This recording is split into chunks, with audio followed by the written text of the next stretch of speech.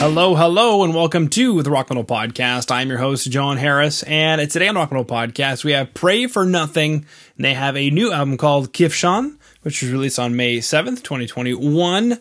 Right now I'm being joined by Yotam to share some more information about what the band has got going on, as well as this beautiful release. So Yotam, welcome to the show. Thank you, John. Yeah. It's past midnight here in Israel, and it's been a long day. We had a really big festival in Israel a few 2 days back, and it was amazing. And the crowd really dig that album. Okay, very cool. Well, thank you so much for booking well into the wee hours. It's fine. It's fine. I'm a night owl anyway. Of course, baby. All right. So you mentioned a really big festival. Is this music related or was it something else? No, music related, metal related, actually.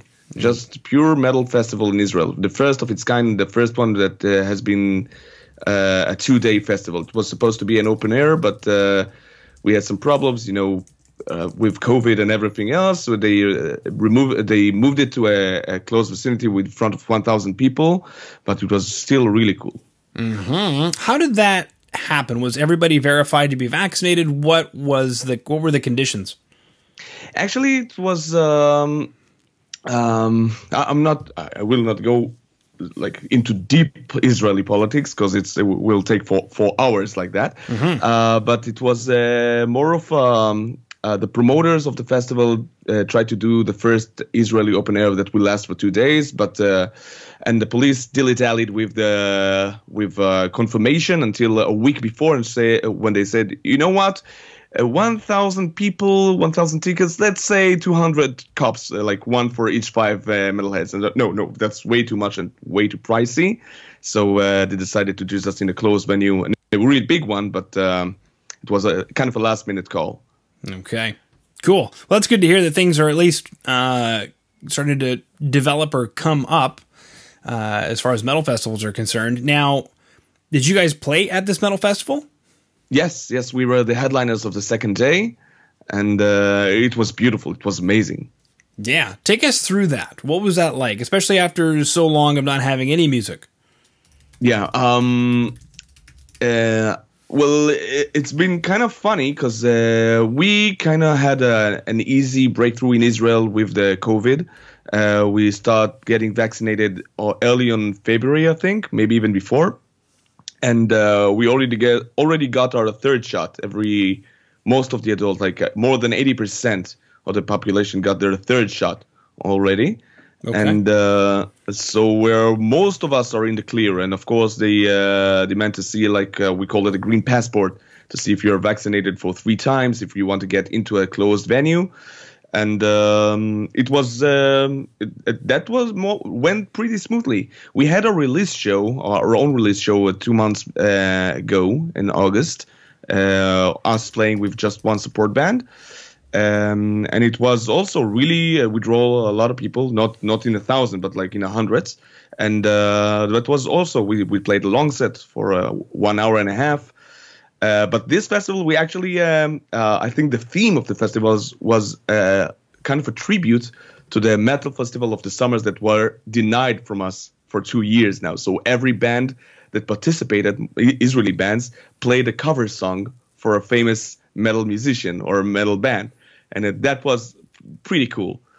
We played a Megadeth tune, and that went really well. Cool. Can I ask which Megadeth tune? Yeah, we played Ashes in Your Mouth. Yeah, that's the name of it. Ashes in Your Mouth from Counter to Extinction, the last song. Yeah. Why that one? It basically speaks on the Wailing Wall in the lyrics, and it had that amazing solo section in the middle with twin guitar harmony, which is kind of our thing. And we just really connected to that song. I'm a huge Megadeth fan from our early days. I'm basically a thrash metal fan. Most of us are in Pray for Nothing. And we decided it will be fitting. The thing is that no band but the recommendation was, so band won't play other bands that other bands play. Like if one pick Metallica, so Metallica is off limit for the rest of the bands. And nobody picked Megadeth, and they're like, okay, we're gonna tackle that one. Perfect. All right. I'm looking at the lyrics right now, actually, for Ashes in Your Mouth, and I never looked at the lyrics before on this song, but yeah, they're talking about the Kotel, so that's cool. Speaking of other things, Kivshan, this looks like a Hebrew word by chance. Yeah, it is. Kivshan means furnace, but also purgatory. Same word, basically. When you say, like, there's a slang in Hebrew, oh, it's so hot today, it's like a furnace, so you say Kivshan. And this is what Israeli summer has been like here for 20 years. Like, 40-something degrees Celsius, and the moisture in the air that really drag you down. But I think that's the essence of us Israeli people in the Middle East, like I don't like the term, but the cradle of civilization, which is we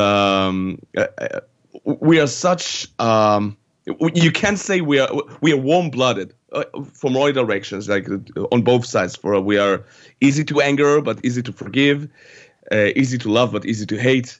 Us and all our neighbors, and this is the concept basically behind Kivshan. We are really hot-blooded. We are really angry kind of people. We always pick we pick fights, but we are quick to strike back with knee-jerk reactions. This is basically our thing as a country. Even though the Jewish people always try to portray the Jewish country or our history as the people of the book. Like we used to study the Bible, and we try to teach our children literature on the early ages, even in the dark ages. But that's gone now. We are just the orc barbarians of the world. Like, oh, we're gonna fight something. Okay, very cool. Going into some of the tracks that are off of this album, like there's a couple of YouTube links that I've got here. I'm going to go ahead and click on. My son Gabriel prepared me for this episode, so you'll have to forgive me as I re-look at the videos. Angels of Atheism. So take us through this track. What is this track? Messengers of Atheism. Go on. Tell me more. Basically, I think most bands that I know, Pantera, Metallica, Motorhead, all those bands has those songs that they praise their own concept. Like they praise rock and roll or heavy metal music, but like Cowboys from Hell. We are the Cowboys from Hell. So that for Pantera, or Whiplash from Metallica, like describing their way of living. Basically, what Angels of Atheism is about us. We we live in a very strict and religious country that has like only slightly better than really orthodox or in religion, if you say that, and things that we try to bring to the table, the other side of that coin. We try to be the emissaries or the harbingers of thinking, of science, of modern and Western thought.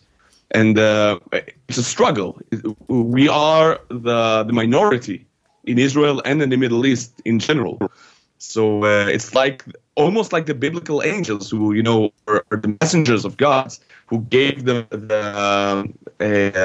every concept, every religion through struggle, from Greek philosophers that has to teach that were forced to be exiled or turn back on their faith or their ideas.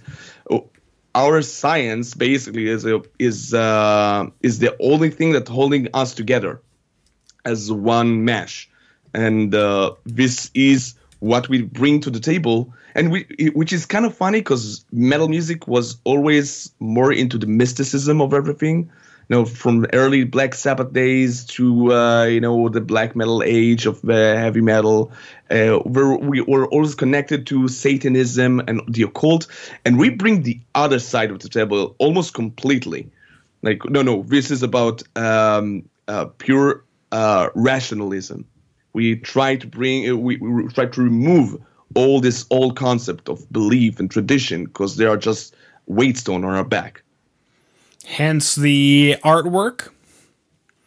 The artwork is more related to Kivshan, the title track, but yes, the main theme is that Israel as a country and the Jewish people, as a nation, are stranded or held back by tradition. We need to move forward. There is a really common symbol in Judaism of the 12 spies, that spies as one spy, spies like tunes. The 12 people who went spying from the nation of Israel on Canaan, the ancient kingdom of Canaan. And they came back with like a huge grapefruits, from vineyards. Like, okay, this land is inhabited by giants, you guys. But at least we have those things. It's like the promised land, the land of milk and honey and wine and olives and oil and all of that. But we have to fight for it. And our artwork basically described this concept as a false promise. This is not the treasure that we were promised. This is more like the burden that we have to carry for maybe all eternity, because this is how tradition works. This is the lies that were being told eons ago, and we keep on dragging them because this is how tradition works. This is we need to respect our elders and our forefathers and our everyone who came before us, because it will make the fight look surreal and unnecessary. If you paint your fights as unnecessary, if you spill blood for nothing, then all the concept of nationalism will collapse. And as a nation, nations don't want it. They need you to fight for something. So the tradition is what ties us all together for good, but mostly for wars. Okay. It looks like you boys are from Tel Aviv. I bet you're not as popular in Jerusalem, eh? No, not that popular. I mean, we have a show at Jerusalem in December, but and Jerusalem in December is beautiful. I know. Like, I've been there in December, and so you know what I'm talking about. But there are some neighborhoods in Jerusalem that I would probably want, tag along with my deaf T-shirt and long hair and a beard. Like, won't be as welcome. Yeah. Yeah, last time when was I in Israel? That was a while back now. I think that was 2008 or 2010. Probably 2010 or 2011, actually. I was in Israel. I did Birthright, which is its own. That? How was that? There are different levels of Birthright. So for anybody, who doesn't know what Birthright is, it is kind of bending on what you were going on, Yotam. It is the Jewish nation's desire to sell Israel to people who haven't been there. And I guess in another term, get people absorbed into Judaism, because a lot of people are leaving. I kind of refer to it as the no religion. No, you can't do that. No, you can't do that. No, you can't do that. No, you can't do that. But their object is to turn that around and show you everything that you can do and take you to Israel and take you onto a nice little thing. But anyway, I found it gorgeous. I thought that Israel was beautiful. I thought the people of Israel are beautiful. I thought that Judaism itself takes on a very different tone of voice in Israel compared to in North America. It's completely dead here in North America. It's just like beating a dead horse. Whereas in Israel, what I found was that people weren't necessarily traditionalists, but they were God-fearing, if that makes sense. It does, yeah. Yeah, whereas here in North America, it's the exact opposite. They don't fear God at all, but they're hardcore traditionalists. So it's very, very hollow. But yeah, so I went on a more progressive Birthright trip where I was with, for example, we had mixed company. There were girls on the bus. Whoa. Okay. We could wear blue jeans, like stuff like that. But then there's obviously other Birthright trips where it's significantly more orthodox, I guess you could say. But probably, but since most, as you said, most of the Jewish communities in the United States and in Canada and also in South America are like less God-fearing and more just sticking to the tradition that they know. So they're more into the Reformations and conservative Judaism, less Orthodox. So you won't see a lot, beside Brooklyn or other places like that, you barely see like, Stremels and all those long beards, long sideburns that goes around it. And I keep saying in interviews that basically I will always feel more related to a metalhead from Iran or Syria or Lebanon than with an Orthodox Jew in Bnei Brak or Jerusalem or Sefat or all those places, because basically I won't say metal is my religion because I don't believe in religion. It's like atheism is not picking a channel; it's turning off the TV. Mm-hmm. But it is how my method of delivering art or music, and through that some kind of philosophy, but a cheap one. Yeah. Okay. Interesting thought. I read from a philosopher once who said that atheism is picking a side because in order to say that there is not, there has to be an argument that there is. So you'd have to prove that there is to prove that there is not. So he was arguing that it's more agnosticism. As it depends on the concept of atheism that you thread on. Because if you stand as atheism as like Anton LaVey and all the Church of Satan from the 60s said that there are like what used to be Satanism, like that's basically agnostic. Yeah. I'm just trying to differ myself from this tradition because I don't say there is no God, but I won't follow a God that is doing that, this or that, or this. Basically, the whole book of law and everything else is basically flawed, because if there is an all-powerful God, how does he make evil possible? And if he is not so powerful, I mean, if he is powerful, I know how this saying goes in Hebrew. Sorry, but like the whole paradox of how does God allow evil to exist if he is all-powerful?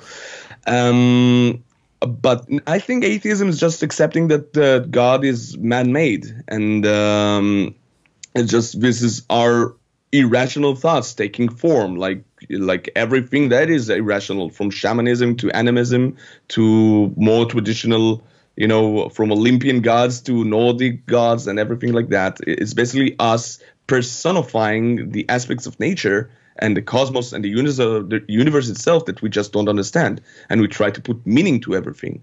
It doesn't mean that there is a meaning. Meaning is what you give to yourself. If you remove God from the equation, it doesn't matter if there is a religion or there is a God. You remove that from the question, so you don't need to find it. Mm-hmm. That's right. You heard it right here on the Rock Metal Podcast. Sorry if we dwell too deep into philosophy. It's all right, baby. The other thing that happened in Israel, it changed my life, baby, is in North America, we only use savory spices in baked goods because that's like a Northern European thing. Mm-hmm. But in Israel, I mean, you guys put cardamom in coffee. You'll put black pepper in coffee. Like what? That's only like a small population in Tel Aviv and Haifa, I think. Though that's not a common thing. Okay, all right. Sorry, everybody. It's not a common thing. But I remember trying the coffee somewhere and being like, "What is this?" And then trying there's some meat patties and they were spiced with. Now I know it's coriander, cinnamon, and cumin. And I was like, yeah, that's this you will find. Yeah. Now, I'm not a coffee kind of guy. I'm actually a straight edge. I don't drink alcohol or drink coffee or anything like that, just because I never liked that. There is no big ideology behind that. Yeah. Okay. And so that exploded my palate into what I now know as basically just North African cuisine. If we were to discuss that as such. So that definitely changed my life quite a bit, getting into Moroccan food, Israeli food, etc., etc. What else happened?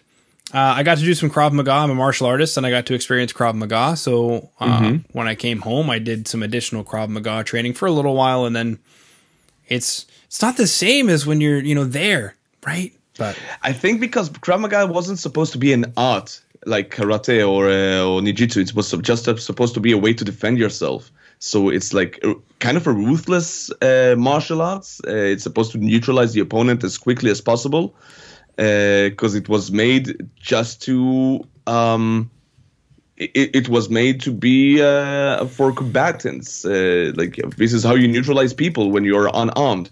Oh, and they are.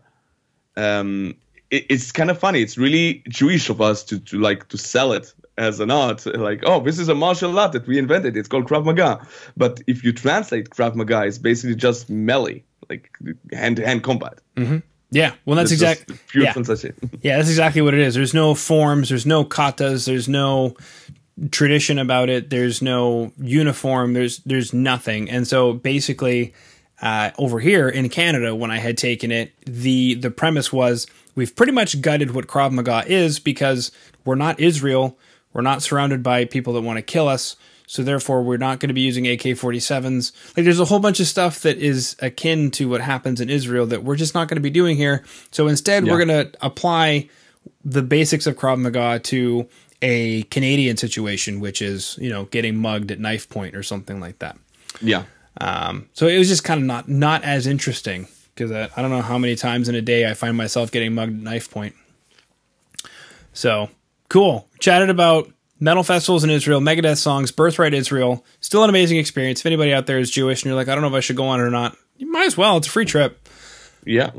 You know, get to see Israel. I would do it again. I would like to. Have you been to the Dead Sea? Yes. Now that's experience. Israel has, like, for a really small country, it has a lot of amazing natural resources and amazing history. And this is basically the main reason you should visit Israel. Mm-hmm. Everything else that is doctrinated, forget about it. Just come visit as it is. And for the metal scene, which is beautiful. Yeah, I was quite surprised at the depth of the metal scene. And then, yeah, the way the landscape can change from lush vegetation in the north all the way down to just absolutely nothing. Yeah, in just like 500 kilometers, you'll just like have everything completely changed. Yeah. And then, yeah, what else was there? The smell of the place, everything. It's great. I love it. I would come again. I would hang out with Yotam. But we wouldn't have beers. Like I give you any choice. Yeah, exactly. Sweet. All right. We can watch Zohan repeatedly and eat hummus. Yeah, and eat hummus, yes. Exactly. So we chatted about the metal festivals, Megadeth songs, Birthright Israel, Krav Maga, Angels of Atheism, which is a video available in today's show notes. We also chatted about the album Kivshan, which is available everywhere that you consume music. That concludes my questions, Yotam. So everybody down below, click the link, prayfornothingofficial.bandcamp.com, and there's also Angels of Atheism, the video down below. And if you're interested in the album Kivshan, wherever it is you consume music, go consume it. So Yotam, thank you so much for coming on to the Rock Metal Podcast today. Thank you, John. Thank you very much for having me here.